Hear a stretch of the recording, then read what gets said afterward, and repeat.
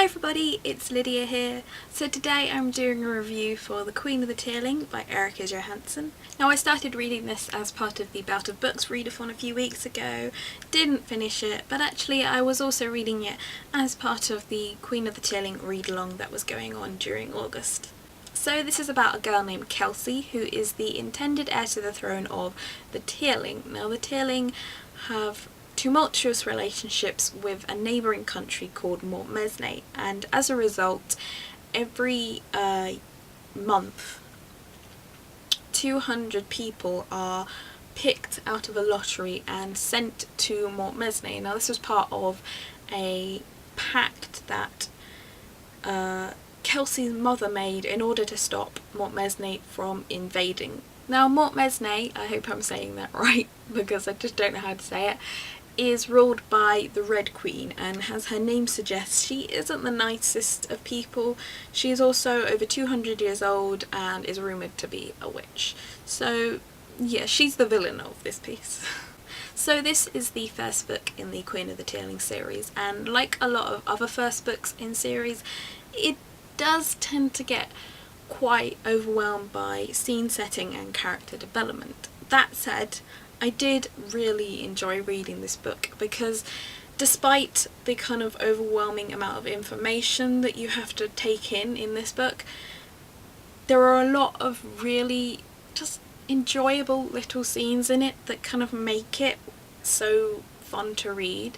And without spoiling it, there's a scene in it which just kind of, it just talks about like books and things like that, and it's not overly important to the plot, it's just kind of character development in a way, but it's just a really nice scene and I really enjoyed reading it, and there are lots of those throughout this book, and because of those scenes you don't feel overwhelmed by all the scene setting and the history, because there is a lot of history in this series that you have to kind of understand, and you do very much get the feeling with this book that it is very much just setting up for the rest of the series, but I wouldn't say that diminishes my enjoyment of it at all. In fact, if anything, it just makes me anticipate the next book more.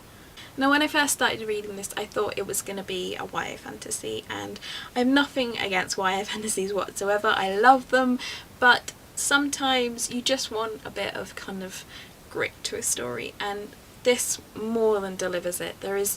I would definitely not recommend this for kind of under 15s maybe, just because some of the content it mentions is quite adult, and it's, for me, that really added to the series, because sometimes, you know, when you're reading fantasies you just want that little bit extra and kind of realism. I mean, this is a book about two countries basically at war with each other, and as in reality there are going to be parts of that are quite horrible and not nice to imagine, and Erica Johansson definitely doesn't hold back.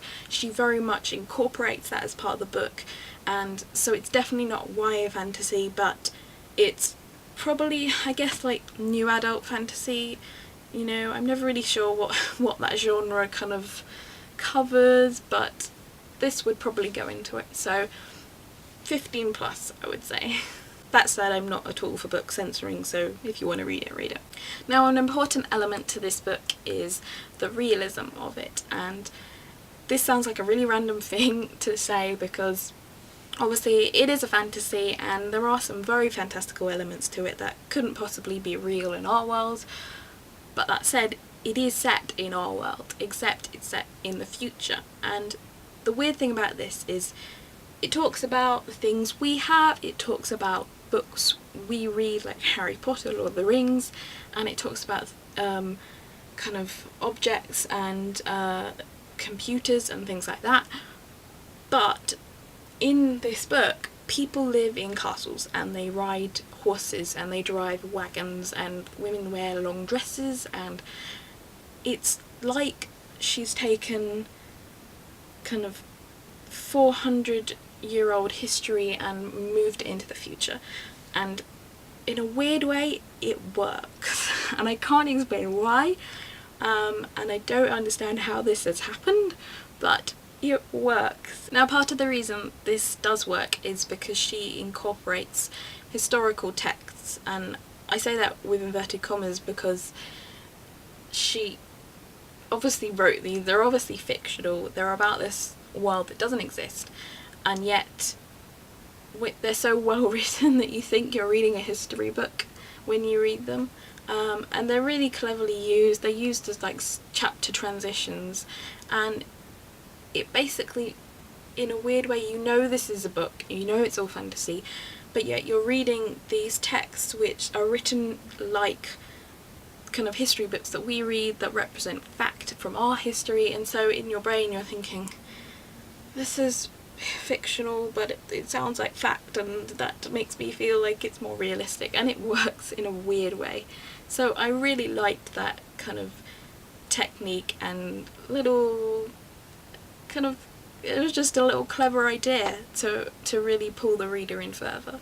Now, one thing that niggled me a little bit, a tiny little bit with this book, it wasn't major but it just annoyed me a little bit, was the perspectives. Now, this book is written in third person, and for the majority of it, it does follow Kelsey, and as a result, you know, we are kind of properly invested in her storyline and focused on her storyline.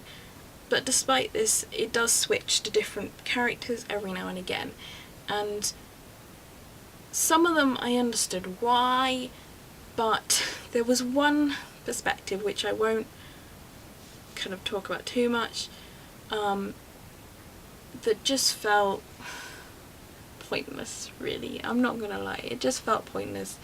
Either that, or it just felt like the character we were following wasn't overly interesting, and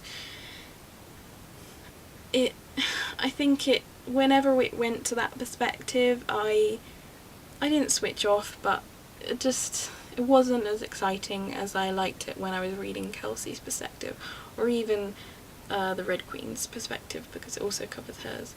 But there was one that I just particularly didn't really care for, put it that way. So it was a tiny little thing, and the majority of the book is from Kelsey's point of view, but yeah, it was just, you know, nitpicking basically. So obviously this is only the first book in this series, and I'm really excited to see where this series can go, because the world building in this was great, and you can clearly tell that Johansson has planned out everything about this world and its history and the characters, and I just really can't wait to see where she's going to take it next.